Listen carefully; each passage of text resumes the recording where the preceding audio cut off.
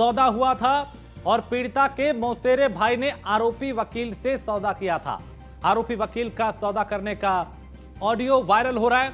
नाबालिग के बयान बदलवाने के लिए 10 लाख रुपए मांगे थे।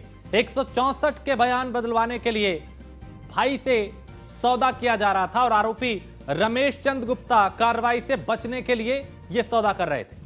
आरोपी वकील मौसेरे भाई की सौदे की कॉल रिकॉर्ड वायरल हो रही है और मौसेरे भाई ने ही पीड़िता के किडनैप का मुकदमा दर्ज कराया था और बहन के किडनैप होने के बाद भी भाई के संपर्क में थे आरोपी। तो पुलिस ने इस मौसेरे भाई के खिलाफ अब तक नहीं की कोई कार्रवाई। दोरोड़ा इलाके में एक कॉलोनी में यह शख्स रहता है।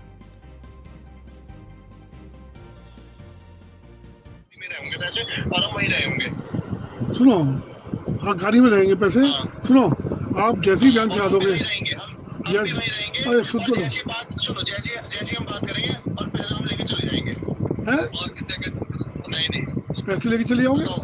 नहीं पैसे लेके मतलब बयान देगी नहीं देगी? बात कर लेगी, बयान आ जाओगा। हाँ जैसी तो कैसे लेके चले जाओगे पैसे आप? अरे कोर्ट में सर, कोर्ट में तो कल होगा बयान। हाँ तो फिर तो कुछ तो मतलब ऐसा करो ना। अभी कह रहे हो कि इसको नहीं, अभी कह रहे हो कि इस डॉक्टर से पहले, बयान से पहले मिलो। अब कह रहे हो कि कोर्ट में बयान से पहले मिलो। मैं करना क्या है, मम्मी परेशान हो रही है। नहीं तो तुम तो सुनो, आपको मेरा रुक जाओ, लो बात करो, आओ पैसों का इंतजाम करो और लाके मेरे दौरे रखो और हमारे भाई प्यारे लाली मुझे पकड़ाओ, गाड़ी में रहेंगे पैसे और हम वहीं रहेंगे। सुनो, हाँ गाड़ी में रहेंगे पैसे। हाँ। सुनो, आप जैसे ही बयान करा दोगे रहेंगे हम यस, भी वहीं रहेंगे। अरे सुन तो लो, जैसी बात सुनो, जैसी हम बात करेंगे और पैसे हम लेके चले जाएंगे। हैं? और किसी के नहीं पैसे लेके चले जाओगे? बताओ। नहीं पैसे लेके मतलब बयान देगी नहीं देगी? बात कर लेगी, बयान आ जाओगा। हाँ जैसी तो कैसे लेके चले जाओगे पैसे आप? अरे कोर्ट में सर, कोर्ट में तो कल होगा बयान। हाँ तो फिर तो कुछ तो मतलब ऐसा करो ना। अभी कह रहे हो कि इसको नहीं, अभी कह रहे हो कि इस डॉक्टर से पहले, बयान से पहले मिलो। अब कह रहे हो कि कोर्ट में बयान से पहले मिलो। मैं करना क्या? तो पीड़िता के मौसेरे भाई ने आरोपी वकील से सौदा किया था। आरोपी वकील का सौदा करने का ऑडियो वायरल हो रहा है। ये ऑडियो आपने अभी सुना और नाबालिग के बयान बदलवाने के लिए 10 लाख रुपए मांगे थे। तो 164 के बयान बदलवाने के लिए भाई से सौदा किया जा रहा था। तो आरोपी रमेश चंद गुप्ता जिन पर आरोप और मौसेरे भाई ने ही पीड़िता के किडनैप का मुकदमा दर्ज कराया था। अतुल शर्मा मेरठ से हमारे संवाददाता इस खबर पे ज्यादा जानकारी के साथ। अतुल, एक ऑडियो भी सामने आया है जिसमें सौदेबाजी की बात की जा रही है, क्या सच्चाई इसकी और इस मामले में अब तक क्या क्या हुआ?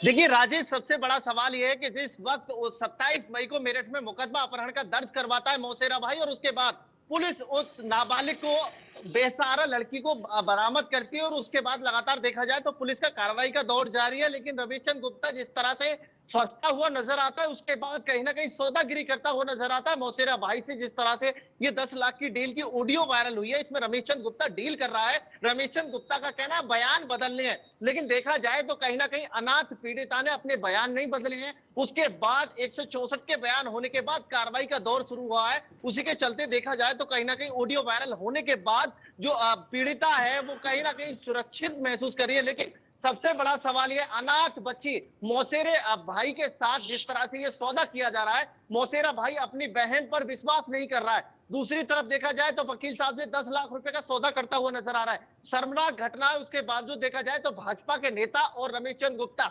मिलकर के अनाथ बेटी को कहीं ना कहीं दबाव बनाने का प्रयास कर रहे हैं, उसके परिवार के लोगों पर दबाव बना रहे हैं। और देख सकते हैं किस तरह से ऑडियो में सौदा करते हुए रमेश चंद गुप्ता का मामला सामने आया है। रमेश चंद गुप्ता खुद इस मामले में अपना जो ऑडियो है ये रमेश चंद गुप्ता का है। इसमें साफ तौर पर देखा जा सकता है कि रमेश चंद गुप्ता भाजपा नेता अरविंद गुप्ता मारवाड़ी किस तरह से जो दोषी है कहीं ना कहीं उसको बचाने में जुटे हुए हैं। रमेश चंद गुप्ता का जिस तरह से अश्लील वीडियो वायरल होता है, मुकदमा दर्ज होता है, उसमें पॉक्सो एक्ट की धारा में मुकदमा दर्ज होता है, 376 और कई गंभीर धाराओं में मुकदमा दर्ज होता है। और उसके बाद अगर बात की जाए तो कहीं ना कहीं मेरठ पुलिस मेहरबान बनी हुई है।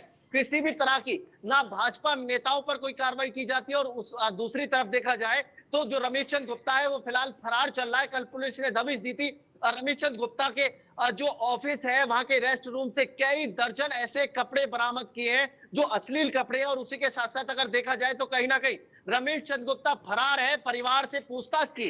वहीं अगर मेरठ की बात की जाए, आज डीजीपी मेरठ दौरे पर थे, एसीएस होम मेरठ दौरे पर थे। उन्होंने साफ तौर पर कहा कि लोकल मुद्दों को लेकर के जिस तरह से मीडिया ने सवाल खड़े किए, तो डीजीपी का साफ तौर पर कहना था कि लोकल मुद्दों पर कोई बात नहीं की जाएगी। कांवड़ यात्रा को लेकर के बाहर और राज्यों के यहाँ पर कुछ उच्च अधिकारी बैठे हैं, उनके सामने उत्तर प्रदेश की बेइज्जती होगी। लेकिन सबसे बड़ा सवाल यह कि जिस तरह से मेरठ पुलिस भाजपा नेताओं पर मेहरबान है, कहीं ना कहीं देखा जाए दर्जा प्राप्त राज्य मंत्री का नाम सामने आता है, मेरठ के महानगर के महामंत्री का नाम सामने आता है, उसके बावजूद मेरठ पुलिस इन तीनों नेताओं में से किसी को गिरफ्तार नहीं कर पाती है, ना वकील को कर पाती है, ना दोनों भाजपा नेताओं को गिरफ्तार कर पाती है। लेकिन दूसरा सवाल, लगातार भाजपा नेता मेरठ में सक्रिय हैं, हर बैठक में पहुंच रहे हैं, लगातार सभी नेताओं के कनेक्शन में हैं। उसके बावजूद देखा जाए तो मेरठ पुलिस दबाव में काम कर रही है। अतुल प्रधान ने साफ तौर पर कहा है न्यूज वन इंडिया से खास बातचीत करते वक्त, अतुल प्रधान जो सरदना से सपा विधायक है, कि उत्तर प्रदेश के अंदर भाजपा सरकार में जातिवाद को लेकर के,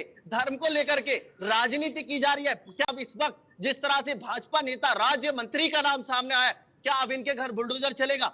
लेकिन उसके बावजूद अतुल प्रधान ने एक और बड़ा सवाल खड़ा किया है कि उत्तर प्रदेश के अंदर भाजपा सरकार में बेटियों को सुरक्षित रखने की बात की जाती है, लेकिन दूसरी तरफ देखा जाए तो मेरठ के अंदर भाजपा नेता ही नाबालिग बेटियों का शोषण करते हैं और उसके बाद किसी भी तरह की पुलिस कार्रवाई नहीं करती है। कुछ दिन पहले रजपुरा ब्लॉक प्रमुख के देवर का मामला सामने आया था, बिहार की रहने वाली एक नाबालिग लड़की के साथ यौन शोषण किया था। मुकदमा 3 महीने बाद दर्ज किया पुलिस में। पुलिस ने उसमें 3 महीने बाद मुकदमा दर्ज करने के बाद यौन शोषण का मुकदमा दर्ज होता है, 376 में मुकदमा दर्ज होता है और उसके बाद उसकी गश्ती करती है पुलिस और फिर भूल जाती है, ठंडे बस्ते में पड़ जाता है। 5-6 महीने हो चुके हैं, किसी भी तरह की कोई कार्रवाई नहीं है। लेकिन अब फिर देखा जाए मेरठ के अंदर नाबालिगों का यौन शोषण का मामला सामने आता है। उसके बाद नाबालिग बेटी अपना जाकर के कोर्ट में बयान देती है, भाजपा नेताओं के नाम क्लियर होते हैं, लेकिन उन पर भी भाजपा नेताओं पर पुलिस मेहरबान नजर आती है। तो कहीं ना कहीं उत्तर प्रदेश के कानून की बात की जाए, खाकी की बात की जाए, सवालात खड़े हो रहे हैं। लेकिन मेरठ पुलिस फिर भी कोई कार्रवाई करती हुई नजर नहीं आ रही है, मेहरबानी पूरी बनाए हुए है। उसके बावजूद देखा जाए आला कमान की बात की जाए, देखिए मेरठ बार एसोसिएशन की तरफ से कार्रवाई का दौर लगातार जारी है, लेकिन मेरठ पुलिस की बात की जाए तो भाजपा नेताओं को पूरा संरक्षण देती हुई नजर आ रही है। उसके बावजूद भी देखा जाए तो अभी जो पीड़िता है, अनाथ पीड़िता है, ना उसके माँ है ना बाप है। मौसेरा भाई खुद भाजपा नेताओं से डील कर रहा है, क्योंकि वो भी एक भाजपा का बिल्कुल कई सवाल अतुल ये वीडियो ऑडियो जो है वो उठा रही है कि आखिर कैसे इसमें सौदेबाजी हो रही है। बहुत शुक्रिया अतुल इस तमाम जानकारी